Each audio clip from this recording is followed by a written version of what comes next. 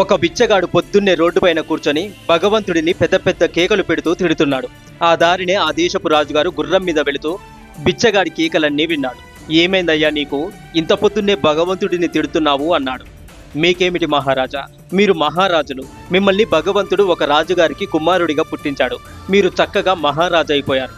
నా కర్మ ఇలా ఉంది, ఒక్క రూపాయి కూడా లేని దరిద్రుడిగా పుట్టించాడు నన్ను. చూడండి దేవుడికి ఎంత పక్షపాతమో మనుషుల మీద అన్నాడు బిచ్చగాడు.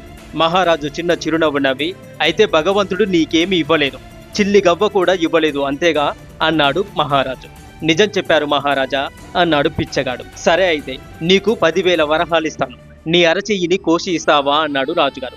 భలేవారే, అరచెయ్యి లేకపోతే ఎలా మహారాజా అన్నాడు బిచ్చగాడు. సరే, నీ కుడి కాలుని మోకాలి వరకు కోసుకుంటాను, 1,00,000 వరహాలు ఇస్తాను, ఇస్తావా అన్నాడు రాజుగారు.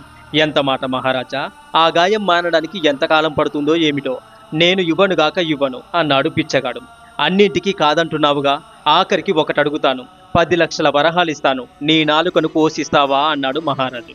అమ్మో, మీరు ఏకంగా నా జీవితాన్నే అడిగేస్తున్నారు, నాలుక లేకపోతే నేను ఎలా జీవించగలను మహారాజా అన్నాడు ఆ బిచ్చగాడు. ఓహో, అయితే నీవు పేదవాడివి కాదన్నమాట. నీ దగ్గర 10,000 వరహాల కన్నా విలువైనటువంటి అరచెయ్యి ఉంది, 1,00,000 వరహాల కన్నా విలువైన కాళ్ళు ఉన్నాయి, 10,00,000 వరహాల కన్నా విలువైన నాలుక ఉంది, ఇంకా ఎంతో విలువైన వెలకట్టలేని శరీర అవయవాలు నీకున్నాయి కదా.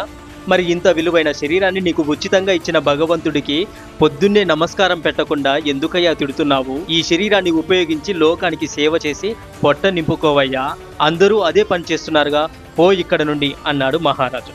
సోమరితనం మనిషిని మరింతగా నాశనం చేస్తుంది మిత్రులారా. ఎదుటి వారిని చూసి ఏడవడం కాదు, ఆ విధంగా మనం కూడా ఎదగడానికి కష్టపడి పనిచేయాలి.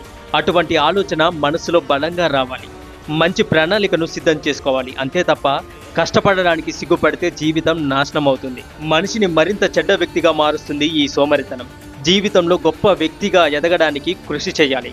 శివోహం శివోహం. మీకు ఈ వీడియో నచ్చితే ఓం నమః శివాయ అని కమెంట్ చేయండి. మీ యొక్క విలువైన అభిప్రాయాన్ని తప్పకుండా తెలియజేయండి.